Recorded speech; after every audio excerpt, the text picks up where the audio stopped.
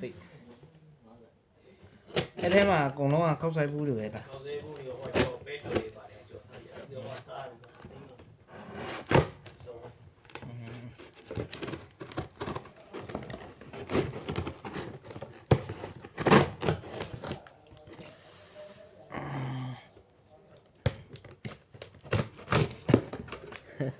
ဒီဖို့ဆောင်သားနဲ့ unboxing လုပ်ဟဲလာပါပြီဗျာဟေး audio interface no အတန်တွင်းတော့မိုင်းနဲ့အတန်တွင်းတော့လက်ခံပေး audio interface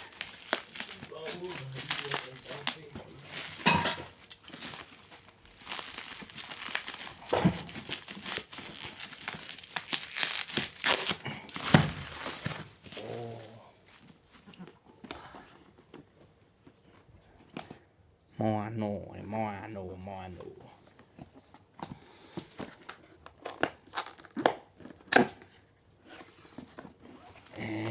လာပါပြီခင်ဗျာ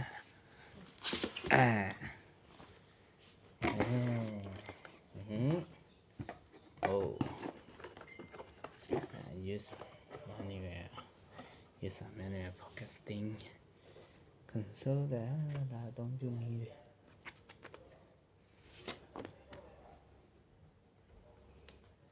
ေဒါ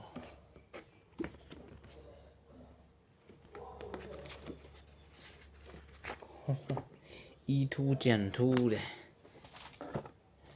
Gen 2ကိုဝယ်ပလိုက်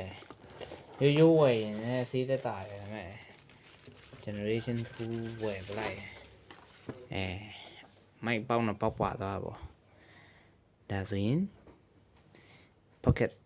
တခြားတငယ်ချင်းတွေနဲ့ pocket တူလုပ်လို့ရသွားပြီ audio interface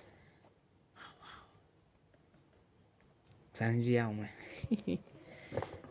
XLR cable ပေါက်နှစ်ပေါက်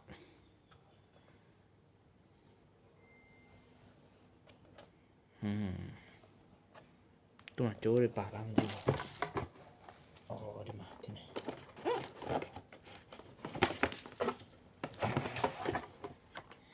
ဒီမှာ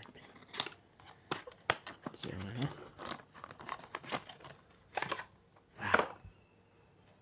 ဝေး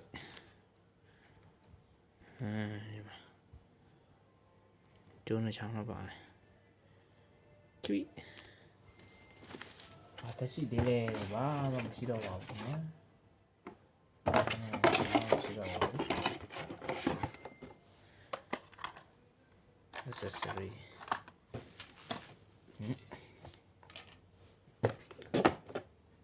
ဒီနေ့ဒါပါပဲ